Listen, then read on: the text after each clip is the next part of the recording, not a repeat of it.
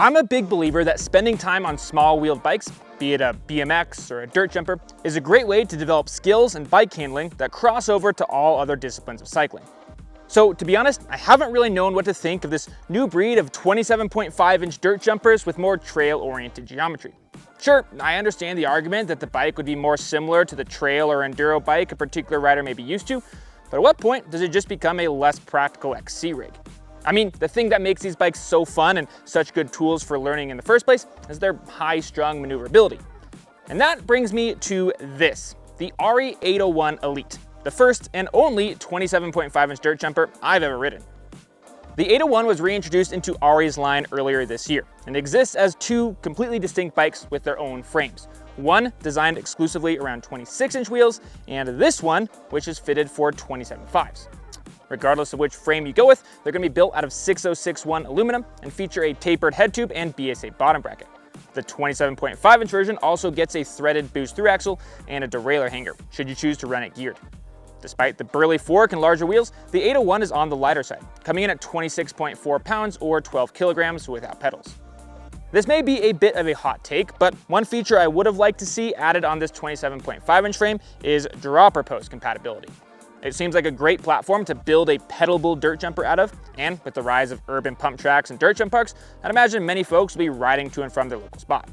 The Specialized P4, which arguably started the big wheel dirt jumper trend, does feature internal routing for a dropper post.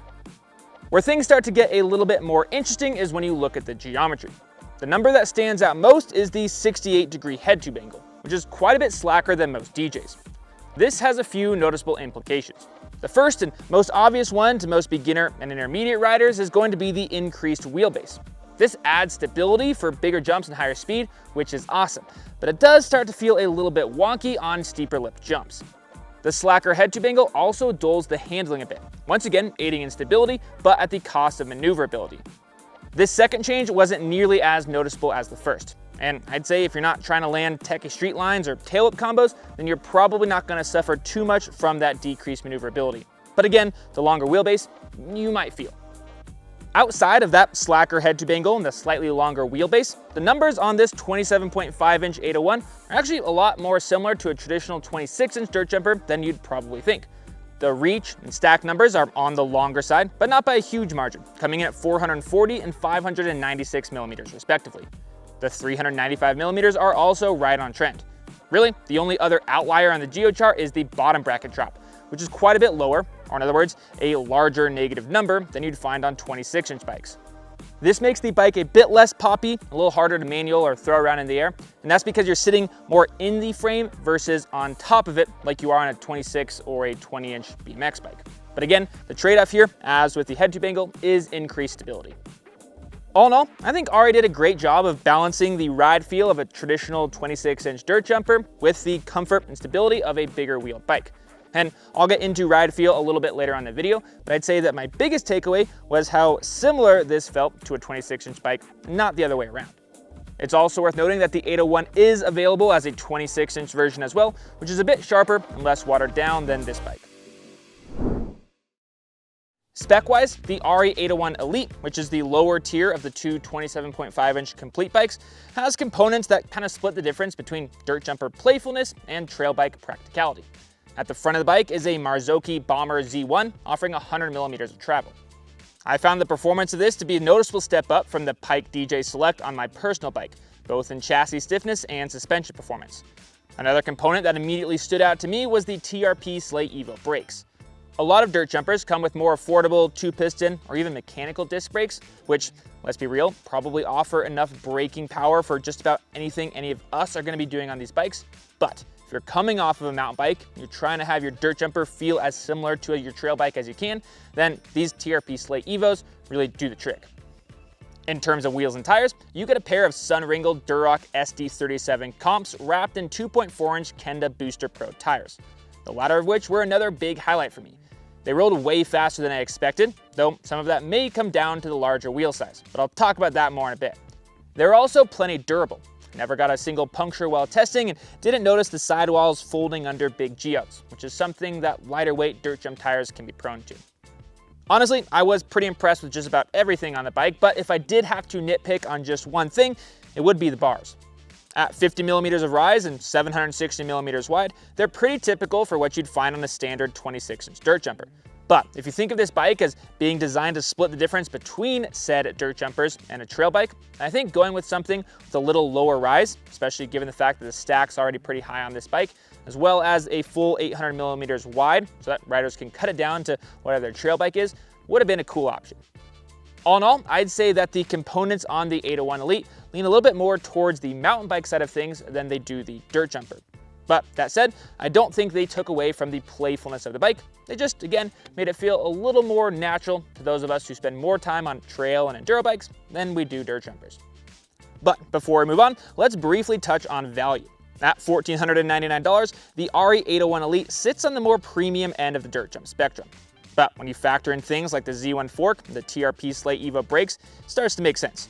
You're paying for a bike that does feel a lot more like a mid-tier mountain bike than it does a stripped-down park bike. And I think that's what RE was going for here. For context, the Specialized P4, which has more or less the same components, and in some cases actually lower end components than this bike does, has an MSRP of $2,099, $600 more than this bike.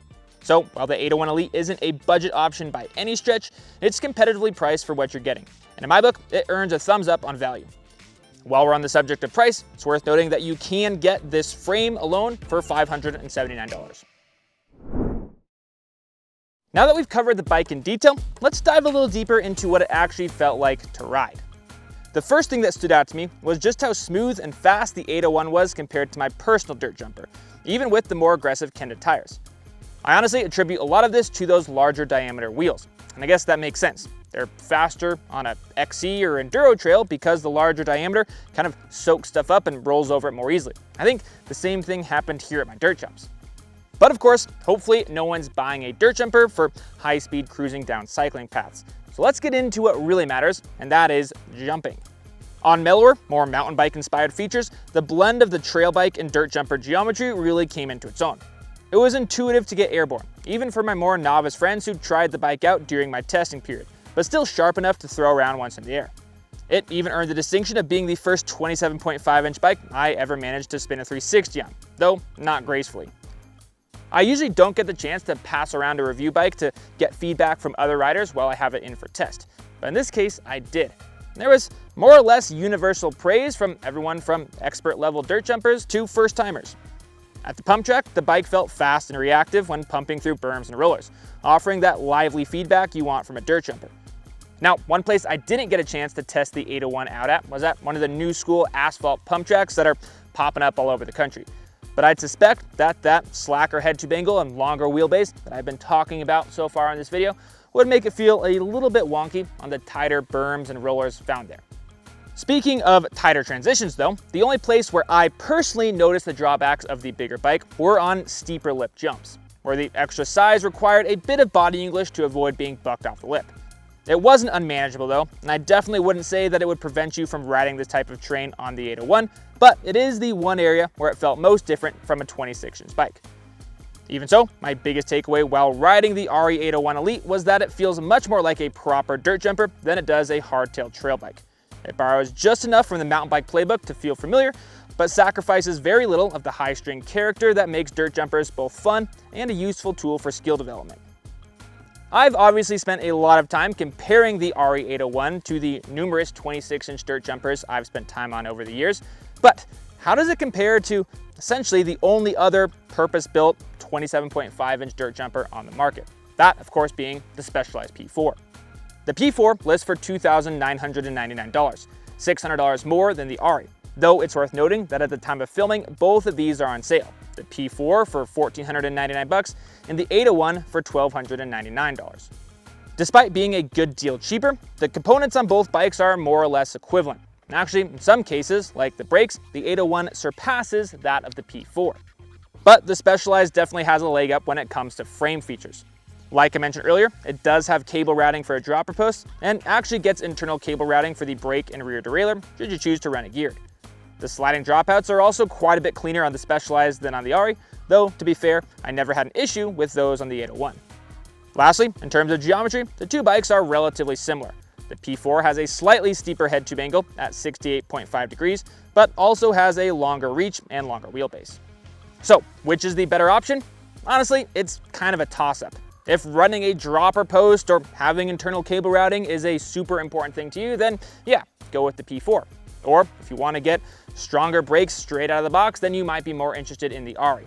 But either way, I think it's safe to say that both bikes will provide that well-rounded dirt jump / MTB rad feel that I came to appreciate. I went into my review of the Ari 801 Elite with a good deal of skepticism. I love BMX bikes and dirt jumpers, and I was nervous that the mountain bike inspired geometry and components would overly dull or soften the bike. But I was happily proved wrong. Yeah, it's not quite as poppy or flickable as a purpose-built dirt jumper, but what it lacks there, it more than makes up for in its stability and just how similar it feels to the trail bike that a lot of us probably spend more time on anyway. And that's exactly who I'd recommend this bike for. If you're an avid mountain biker, or honestly, gravel or road rider too, and want to expand your horizons to the local pump track or dirt jumps, this is the bike to do it on. The transition between the two bikes will feel less drastic, but at the same time, I don't think the more relaxed geometry or components will really hold you back. Like I mentioned earlier, I did have the opportunity to lend this bike out to quite a few people of various backgrounds and experience levels, and they all really enjoyed it. Now, that's not to say that I think 27.5-inch wheels should be the new law of the land for dirt jumpers.